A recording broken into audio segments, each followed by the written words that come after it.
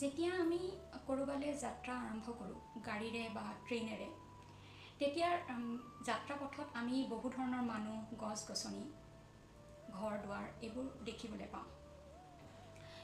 মানুহৰ ভিতৰত দেখিব কিছুমান মানুহ ক'ৰবালৈ গৈ আছে, কিছুমান মন্দিৰৰ ফ্ৰণ্টত আছে, কিছুমান দেখিব পাচলি বিক্ৰী কৰি আছে, কিছুমান ভিক্ষাৰী আছে।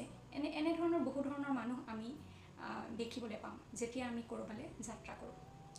যেতিয়া আপুনি তেনেধৰণৰ মানুহ দেখা পায়, যে আপুনি ভাবে যে কোনোবা এজনক আপোনাৰ আশীৰ্বাদৰ দৰকাৰ হৈছে, তেনে এজন মানুহ যদি কোনোবা ভিক্ষাৰী হয় বা কোনোবা চব্জি বিক্ৰী কৰি আছে, তেনেকুৱা ধৰণৰ মানুহ যদি হয়, তেন্তে হ'লে সেই মানুহজনক প্ৰথমতে আপুনি দূৰৰ পৰাই সেই মানুহজনৰ ওপৰত ভিজুৱেলাইজ কৰিব যে ওপৰৰ পৰা এটা বগা ৰঙৰ পোহৰ আহি তেওঁৰ মূৰৰ ওপৰত পৰি গোটেই শৰীৰত বিয়পি পৰিছে, মানে এটা চিল্ড বনাইছে।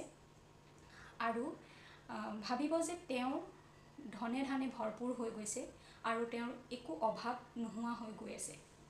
এনেকৈ যদি আপুনি প্ৰেক্টিছ কৰি থাকে, তেন্তে হ'লে দেখিব লাহে লাহে আপোনাৰ যিবোৰ অভাৱ অভিযোগবোৰ নাইকিয়া হৈ গৈ আছে। কাৰণ according to the law of কৰ্ম, আমি যিটোৱে ইউনিভাৰ্চক দিওঁ সেইটোৱে আমালৈ উভতি আহে। কৰি চাবচোন।